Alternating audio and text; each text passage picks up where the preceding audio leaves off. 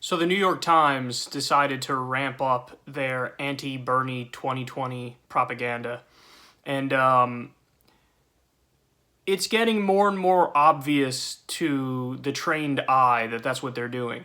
So last week, they released an article about Bernie Sanders and Elizabeth Warren and how they met in private and they spoke about 2020.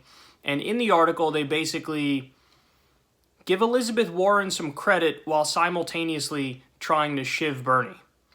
And the idea was, well, Elizabeth Warren, I mean, she's been expanding her base of influence and reaching out to people, whereas Bernie Sanders has not been doing that. Now, if you're familiar with what Bernie has been doing recently, you'll know that's utter bullshit, but there's a reason why they said it. They said it because Bernie Sanders is not in lockstep with the party leaders. He's not in lockstep with the elitists and the establishment in Washington, D.C., the Democratic establishment. I think he's done his best to try to keep them off his ass, but he has not really made a lot of them love him because they're not going to love him simply because of who he is. I mean, he's a guy who actually believes in fighting for Medicare for all and free college and a living wage and social democratic priorities, and the Democratic establishment knows that that philosophy would severely hurt them with the donor class.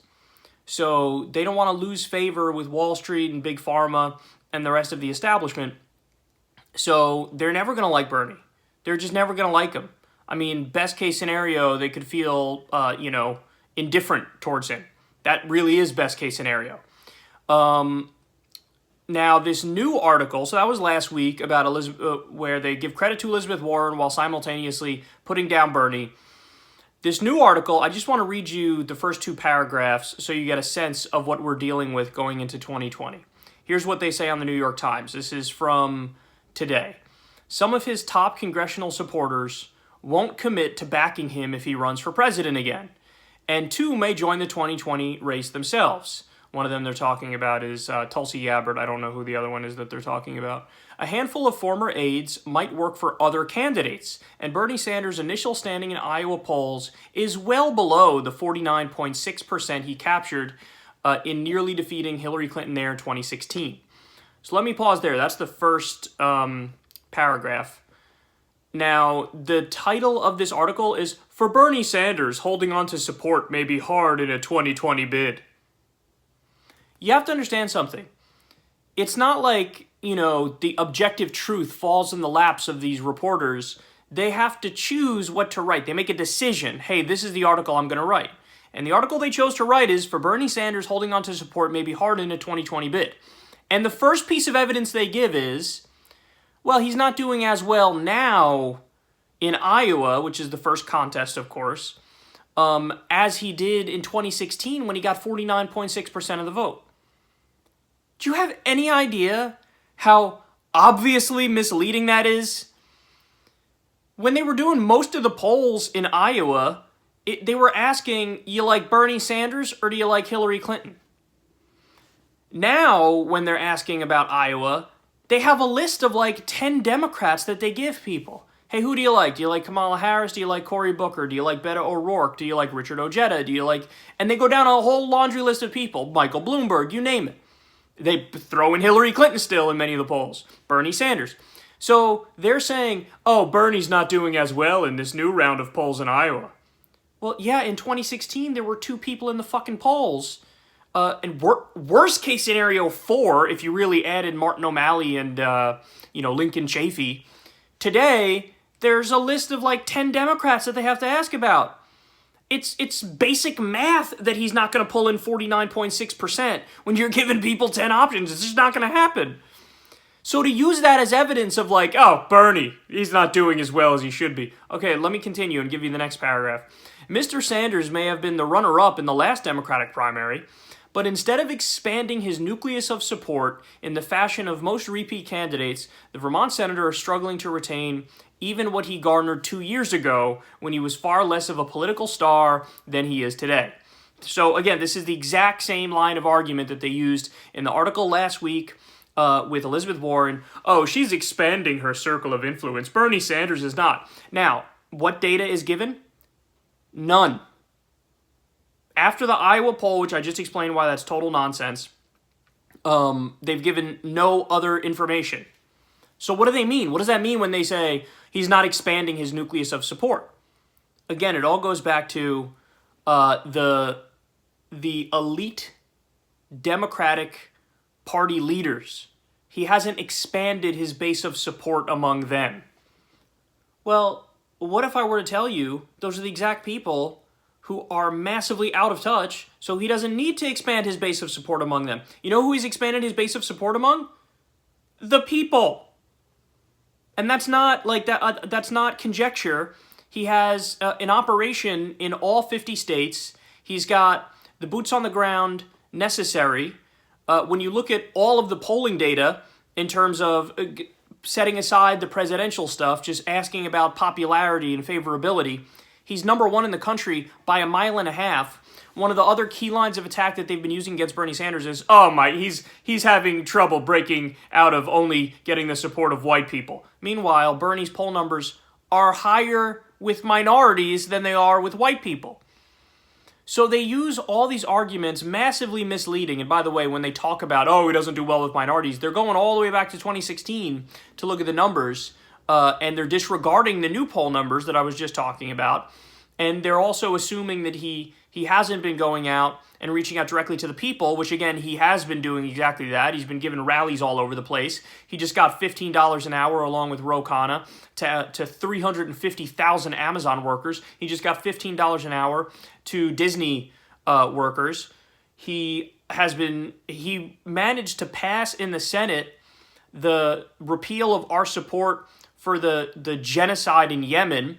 So as he's been raising people's wages, fighting to end wars, and building grassroots support around the country, the framing in the New York Times is, and I'll repeat it for you, it's for Bernie Sanders holding on to support may be hard in 2020. And again, they say, Mr. Sanders may have been the runner-up in the last Democratic primary, but instead of expanding his nucleus of support in the fashion of most repeat candidates, the Vermont senator is struggling to retain even what he garnered 2 years ago. Unbelievable, shitty, hacky argument that they're doing on purpose, because what they're trying to do is say, Bernie? Nothing to see here. There's nothing to see here at all. And even if you were thinking of maybe, how about Bernie? No, don't even think about that because of, the Iowa poll. He didn't do as well, even though there were at least 8 more people in the poll, and something about, the party leaders don't like him. So just shut the fuck up. Just shut the fuck up. Please just shut the fuck up. It's really hacky and disgusting. Now, there is a silver lining, though, in this conversation. That silver lining is this. This is going to backfire. Now, how do I know that? First of all, it backfired with Donald Trump. Donald Trump, who actually isn't likable. What happened was the media covered him nonstop, and most of that coverage was negative. But it didn't matter that it was negative, because we actually do live in the era where there's no such thing as bad press. So, for mainstream media, who's massively disliked, by the way, to keep launching hacky attacks against the most popular politician in the country, do you have any idea what's going to happen in that situation? Listen, this is exactly like when you see a hacky argument made in a YouTube video. What happens? You take a peek at the like to dislike button, and it's like 60% dislikes, and you're like, my perception of that video is exactly what the overwhelming majority of the audience's perception was of what happened. So think about this article like a YouTube video. People are reading it. Bernie Sanders, again, is the most popular politician in the country because he's actually improving people's lives, and people know that. And the article that the New York Times comes up with is, he's not expanding his nucleus of support. Again, all the polls show the opposite. Most popular politician in the country, working hard, connecting with people on the ground, and they're saying he's not expanding his nucleus of support. They mean among the people that matter to us, among the party leaders, and the ones who will anoint the next president, yes. People could smell that bullshit argument from a mile away. And if doing hacky arguments against Trump backfired and helped Trump, as it did when people used to go after him. He curses so much. Think of the children. What about the naughty language? Arguments like that actually helped Trump. because people would roll their eyes and go, oh, shut the fuck up. You're going to make me like the guy because you're doing the most hacky, pearl-clutching arguments against him. Well, if the arguments against Trump that were too hacky backfired, what do you think the arguments against Bernie are going to do? From people who are already not liked, elitist media is already not liked, Bernie's already loved, he's the most popular politician in the country, and they're hitting him with obviously fraudulent arguments. So, in a weird way, my ultimate reaction to this is keep going, New York Times. I'm not going to stop you. I'm enjoying this. Keep launching hacky attacks against Bernie, and then he's going to keep rising in the polls. That's what's going to happen. Because now he also has the star power that he didn't have early on in 2015 and 2016. Now he has that star power where everybody already knows him. He's an A-list celebrity. So when you start attacking him, and people are going to cock their head and be like, I don't know, man, that doesn't sound quite right. I don't know if I like that.